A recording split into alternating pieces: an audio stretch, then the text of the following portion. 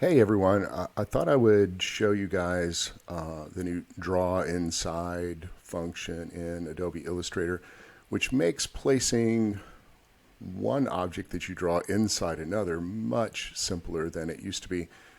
The old way of doing it, you had to create a clipping mask between two objects. It was kind of clunky, not very user-friendly. So I thought I would demonstrate by drawing an eye, the outer edge of the eye, and then placing the iris inside that eye to demonstrate how that's done. So I'm going to get the pencil tool and just draw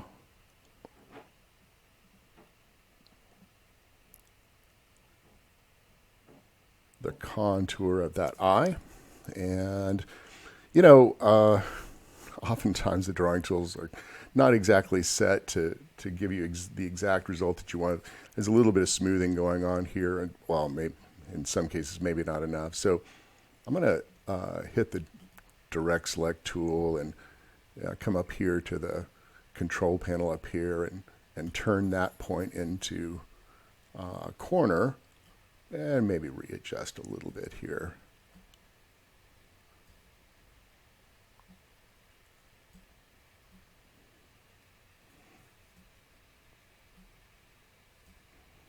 And, if you're not happy with that, remember, like, grouped with the pencil tool, there's the smooth tool. You can come in here and click and drag over it in a couple of spots that you want to be a little smoother. All right. So let's put a fill inside this shape now, like maybe a gradient. Look, let me get out my swatches here, and here's a basic, white to black gradient that I could put in here. And remember, the G key is the shortcut for the gradient tool. And let's say I want, the sides of the cornea to be a little darker, maybe not black. Let me double click that and make it just kind of a light gray, right? And the white here for my gradient can go a little more central.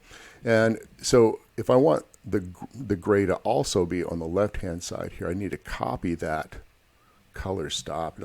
Like if I were to just like grab that and drag it over here, I just keep the one. But if I want two of them, I can hold down the Option key on a Mac or Alt on a PC and drag another color, like duplicate the color over here on the other side, right?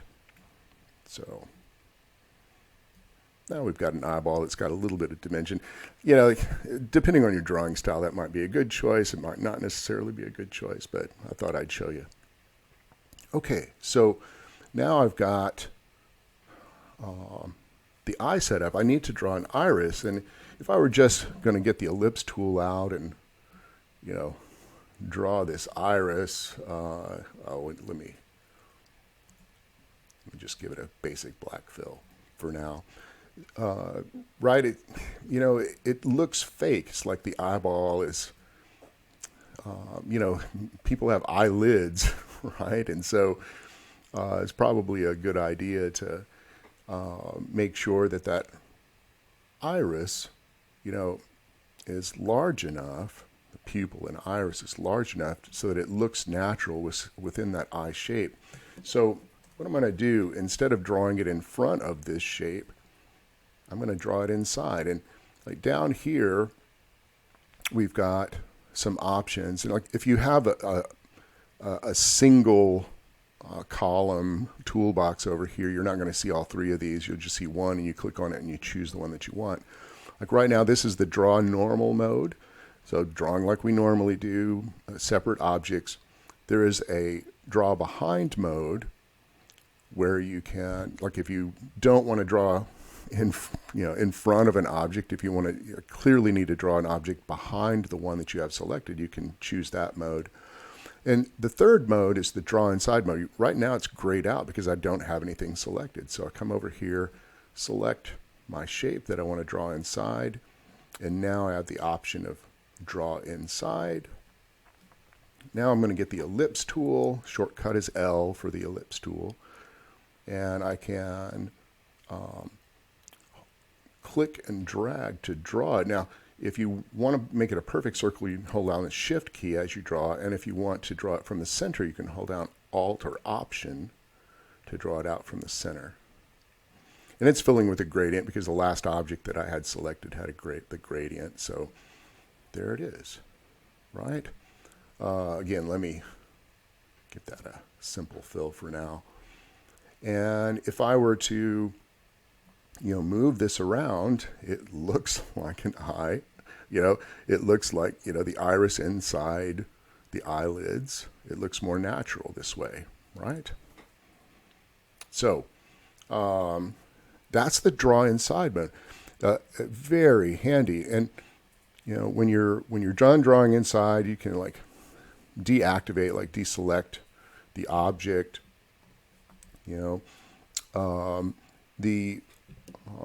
The trick is, like, once you like stop drawing inside this thing, and say you want to, if you have to double click off to deactivate it. If you wanted to move the iris now inside that eye, like I was just doing, you can't do it. Basically this becomes a single unit, right? If you click on it, it selects the whole thing, kind of like a group. And even if you get the direct selection tool, you can't select the contents of a clipping group, something that's been masked like this. So what you have to do is get the move tool, the selection tool, and double click to enter isolation mode, and then you'll be able to reposition that eye, right? Wherever you want it to go. Look up, look down. Okay. There you have it. And, to exit isolation mode, just double click off of that object again, or hit the escape key. Okay, so I'm going to get the pencil tool again. Like, there's a bit of a hint of that eyelid above there. I'm going to draw this eyebrow and just briefly talk to you about adjusting the profile of a stroke. Because like when you draw with the pencil tool, you'll draw a single stroke like this. You're going to see up here in the control panel, or over here in the properties panel, under the stroke options, you'll see the profile here, or conveniently puts it up here on the property bar for you here, the control panel at the top. You can choose, like, say for an eyebrow, like this profile might be a good choice. Like kind of wider at one end, thinner at the other. Of course, in this case, it's facing the wrong direction.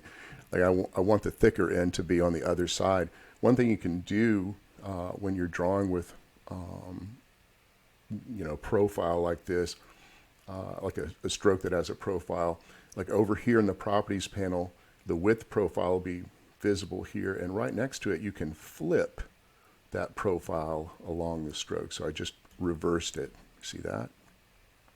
And then if you get the width tool, right, Shift W is the shortcut for the width tool, you can kind of embellish this even further. Like I can click on that stroke and widen it where I want it to be a little wider at this end. All right, get the idea. And if I wanted to, again, let me click on this, and let's change that profile to like tapered at both ends.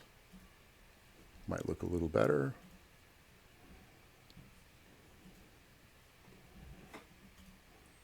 All right, there you have it. You get the idea. So drawing inside, great, super useful.